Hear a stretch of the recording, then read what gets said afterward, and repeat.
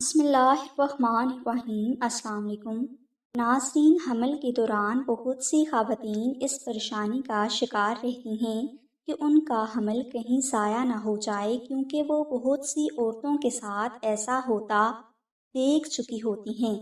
یہ ایسا وقت ہوتا ہے جب عورت ہر کسی کی توجہ کا مرکز ہوتی ہے، اور اسی وقت میں عورت کو خطرناک نظر بد بھی لگ جاتی ہے، جس کی وجہ سے اس کا حمل ضائع ہو جاتا ہے۔ بعض عورتیں جن کو اولاد نہیں ہوتی، ان کے حسد اور نظر کی وجہ سے بھی حمل کو خطرہ ہوتا ہے۔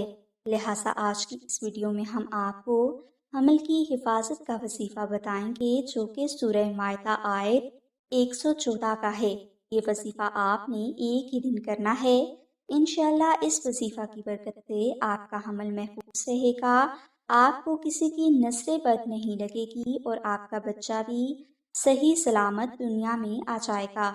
لہٰذا وہ بہنیں جن کا حمل پہلے ضائع ہو چکا ہے یا بار بار ضائع ہو جاتا ہے، اور وہ اپنے حمل کی حفاظت چاہتی ہیں، تو وہ چاند کی پہلی جمعرات کو عشاء کی نماز کے بعد 2 نفل نماز حتیٰ محمد آل محمد اس طرح ادا کریں کہ آپ ان دونوں نوافل میں الحمد شریف کے بعد 21 بار سورہ اخلاص کی تلاوت کریں۔